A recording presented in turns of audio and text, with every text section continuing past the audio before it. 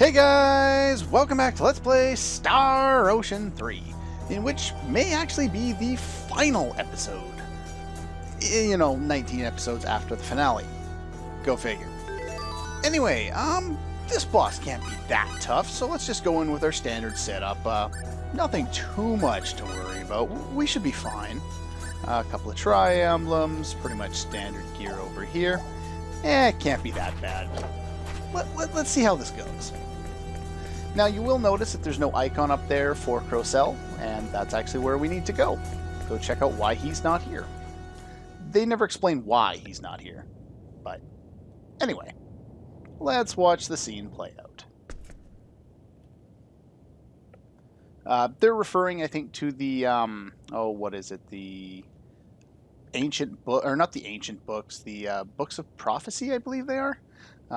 Those, I guess, lead you to get to this point or something. Breaking the seal might unleash some sort of misfortune, like, you know, the game over screen. Oh, yes, it will. Anyway, if you put the orb into the light there, the one we got from the Ethereal Queen at the end of the Sphere dungeon there, then we get what? Another little short chibi character. Why are both Lenneth and Freya so short? Probably to make them really difficult to hit with sidekick. Anyway, she wants to kill us. This is Freya, another callback to... Yeah, we don't need those shots. Please go away, dude. We don't need those shots, and yeah, this is another callback to False Profile. So yeah, let's see what we can do against this one here. Stone Rain is still annoying, just like it was in the fight against Lenneth. Ow, that hurts. Let's do the Max Shockwave. Gotta love Energy Burst. I wonder how much HP she has. Well, if you're wondering, on Galaxy, she has 20 million HP. On the final difficulty, which I will just spoil right now because I'm not going to get nearly enough battle trophies to unlock it. I think I need 65%. It is called 40, which I probably shouldn't have kept so close to the vest, even after we've already been there. I knew I didn't want to mention it before we at least got to 40 in space, because that would have been kind of a spoiler. But yeah, you will notice that I am getting my ass handed to me.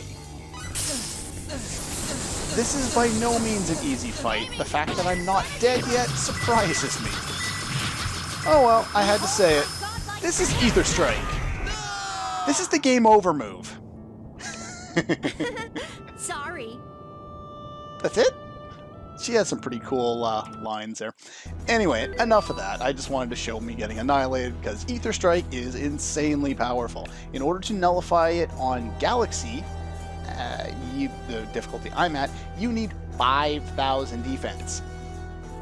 On 4D, where she has not 20 million HP, but 60 million HP, you can't block her damage altogether. Getting the, no damage battle trophy in that fight would literally be impossible.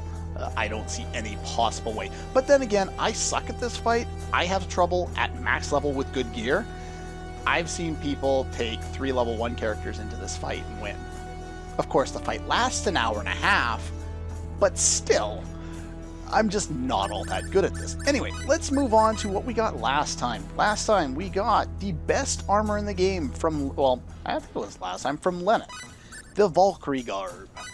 As you can see, 30% HP, 30% MP, experience, pointless, and more defense than what we had before. It's female only, and is far and beyond like the best thing you can get in the game. Ideally, you would get 2 of them if you're using 2 female characters by making use of the loot item ability to steal another one from her, but that takes way too much grinding in order to get. The enemy I was thinking of fighting is actually right outside. I could probably show that, but it really doesn't matter. It's just one of the humanoid-looking guys that are fire elemental. You just attack it with like really low damage. Take your weapon off, take this off, take that off, so that you don't have anything boosting your damage, and then have fire absorption on, or maybe just armor so that you don't take any damage, and then just hit them over and over and over again, and as soon as they fall down, you have a chance at loot item being activated, and the more times it's correctly activated and works, this doesn't happen every time you hit them, by the way, nowhere near, and then, you know, it'll slowly build up, and it takes forever, and it's just not worth it. I've spent like 5 hours doing it and get like maybe level 4, and even that's not really all that high in terms of having a good success rate in a battle where the enemies are going to annihilate you, such as Lenneth or Super Blair or Freya or the Ethereal Queen. Anyway, what was I going to go into? I was going to heal myself now that I've done that. Get some healing going. Now, I have a different setup for this fight. I'm going the defense route. I am not nullifying damage, but I am getting as close as I can to doing it. So what we're going to do is we're going to have you with the metal pipe, 4900 defense, you with the mithril gauntlets, and 4600. And what I'm going to do is I'm taking Berserk off of both of them, giving them no guard. I'm actually going to give them with max fury, since that seems to be more helpful. And increase HP and MP damage, no Berserk. Leave convert damage on because it's easier to heal. Maria isn't going to change at all. She's going to be the main DPS. She's also going to be the character that's going to be off to the side, with the additional little bit more defense and some extra stuff there. That's probably the best way we can go about that. Now, the other thing I'm going to do is, since we've already watched that video, I'm going to take that off, save all that editing around, and now we can head back in here. We're going to try one more time. This strategy is a little bit different than anything I've been doing before.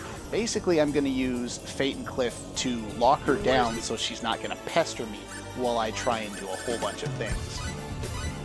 Now, one thing you may be interested in, and I'm just really going to do, I'm going to use Angel Feather because I don't need a lot of defense, and 20% is going to be enough to max them out and give them a little extra damage at the same time. I'm only really using it because I need something to do in between using items. Now, in previous fights against Lenneth, the Ethereal Queen, and even Gabriel, maybe Luther as well, paralysis immunity from refined medicine bottles is actually useful. However, I just don't tend to get hit by it that much in those fights. This one, it's an after effect of Ether Blast, or Ether Strike, or whatever it is. It's ridiculous. And so I think that makes sense to actually make use of it now.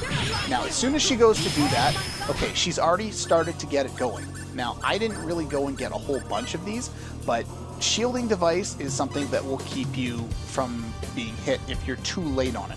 The ideal thing is to hit her with a stun bomb and stun her. I didn't have time, so I'm going to do that.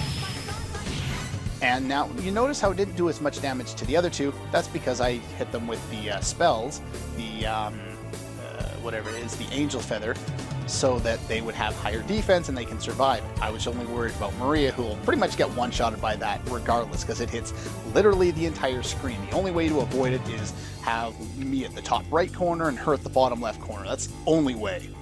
So, anyway, I'm going to keep working on the medicine bottles here. And I can't attack for 30 seconds now that I've used that. One thing that you will want to do in this fight is kind of position Cliff and Fate away from you. Oh yeah, I can't use symbology right now. Position them away from you and like kind of put yourself on the other side so that you can deal damage while she's hitting them. Because if she hits you, then, you know, she's going to either hurt you or do a lot of damage to you. So I like to try and keep them over the other way. And that's pretty much the strategy for this fight. Now, Max Fury is really recommended for this fight, even over Critical, because it's just so much faster to get your Fury back. Ow. As you can see. Now, one thing, just like with the Lenneth fight with the Nibber, whatever that German or Norse word was that I could not pronounce, you're going to want to keep, yeah, as soon as she goes to do that, yeah, unfortunately I didn't get it in time because I was in the middle of a chain, but if you can hit her with a stun bomb first and foremost, I'm not going to have time since she's already activated it. It's going to hit me regardless. I could just take death and have the others heal me, but looks like I never got one of these on Fate. Sure I did. So let's put that on Faith there, and then I'll get healing going. Ow. Why are they getting hit? I have paralysis immunity on both of them. I know I do. Sorry about that. I just got a phone call there. I had to take that real quick. Alright, now, so first things first is you're going to want Resurrection Elixirs for this fight. It's much more effective than the Fresh Sage. Now, unfortunately, they're both kind of stuck in paralysis, even though I use the paralysis immunity, which has helped me in every one of my test runs from being hit with that status effect. So, I'm going to hit them again with that, and hopefully that works. I don't know why. Maybe when they die it does something? I still can't attack, so unfortunately I can't do much about that. Let's hit you with that. Owie. And, okay, so she's hit Ether Strike. Now, as soon as she's up in the air like that, you want to hit her. She can be knocked out by other things, such as Aiming Device. Aiming Device seems to do it reasonably often. Max Shockwave is another one that tends to hit her off reasonably well. But stun bombs are guaranteed to knock her down. And so I need to heal up before. That's the one really difficult thing about this fight is keeping yourself healed with items and then still having enough time to use stun bombs with your downtime. So be careful when you heal. And basically this is the entirety of the fight, is me doing this and executing that strategy. Just keep your eyes on the attack labels in the top middle of the screen, and when you see Ether Strike on there, make sure you get off of Energy Burst quickly and get ready to use a bomb, because that's pretty much your only way of getting around that. Anything that stuns her will work. You don't need to use the expensive bombs if you don't want to.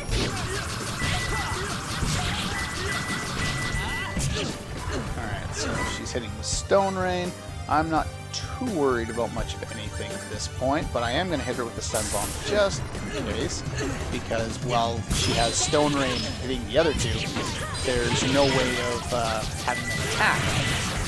Now, the other thing that you can't really do anything about in this fight, which is really irritating, is Confusion. Confusion's going to hit you regardless. There's no way, as far as I know, of preventing that, so just kind of be careful. And just keep firing away. The additional HP and MP make Maria quite useful. I've seen strategies against her that involve making use of her attacking you with a weak attack, Freya that is.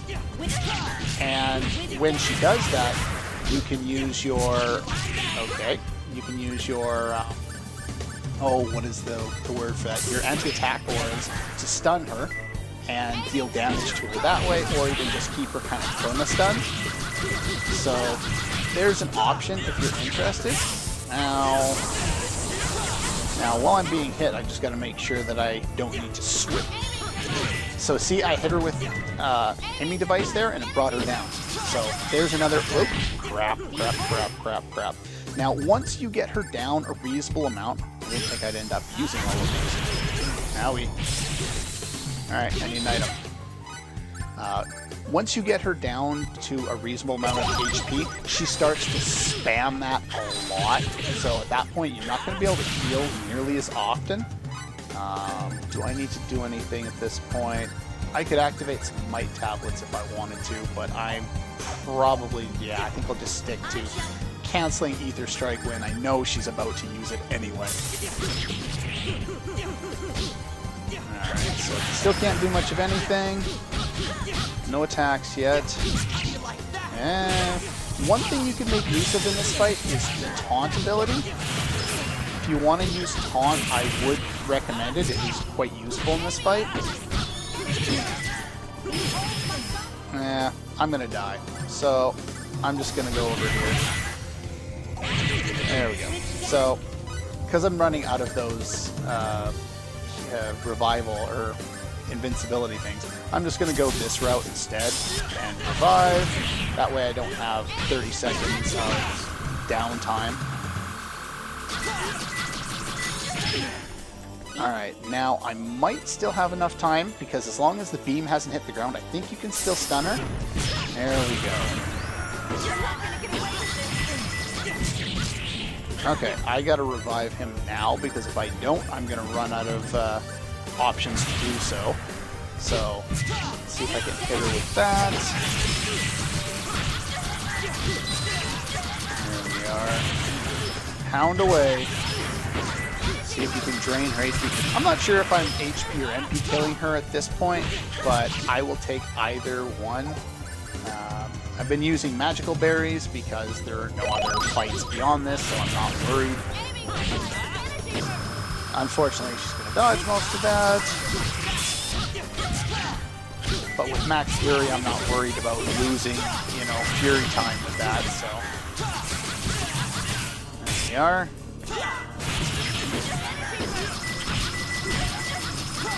This is ideally what you could do here, is have them do the fighters on one side. There we go. And that was probably the easiest attempt. I'm surprised I did it on my first try at recording. Anyway, that is how you defeat Freya. Probably, if I've heard on 4D, she's not as difficult as the battle against Fate and whoever he's paired with further in these caves, though I haven't even played 4D yet. You'll never give up. She is fightable again as well. In fact, there's a battle trophy for beating her 5 times. As you might be able to tell, you probably don't want to do that many times. However, you can get the drop from her multiple times, which doesn't really matter more than once, but Sacred Ether is basically her ultimate weapon. It has 1,000 intelligence base, which is way better than the Pumpkin Wraith Rod, and more physical damage as well. So there we go. And that's pretty much it. There is very little left that I think I can show off in this game. Anything new on here? No, nothing.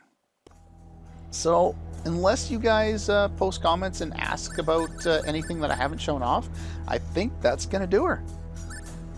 Yeah, that's pretty much my easy strategy for taking out the boss. Like I said, there are other strategies, like beating her with 3 level 1 characters, Pepita, Sophia, and Fate, and I've watched part of that fight. I think the uploader cut out over an hour worth of content from the fight, and just like an hour of doing the same thing, and then move on to basically doing the same thing for another couple minutes before won the fight. It's something that I wouldn't be interested in doing. Obviously, I can't do it because I've already maxed out my levels, but there are low-level fights available against a number of people, mostly Luthor, so I can't actually do it with Sophia in this case because you need to have at least 2 people in the fight, or actually no, I think you do need at least 2 people, and then have your 7th character slot or your 8th character slot empty, because even if you have a dead character in your slot in your active party that has a higher level than 1, and you go in and you try and get that battle trophy, you can't do it. So anyway, that's pretty much it. Like I said, we've gotten all the items, we've beaten all the bosses, shown off pretty much all the bonus content. I guess I could have technically gotten Boyd if I had the energy to do it, but I don't. So I'm going to go back to researching more for Xenogears, and we will see you again soon.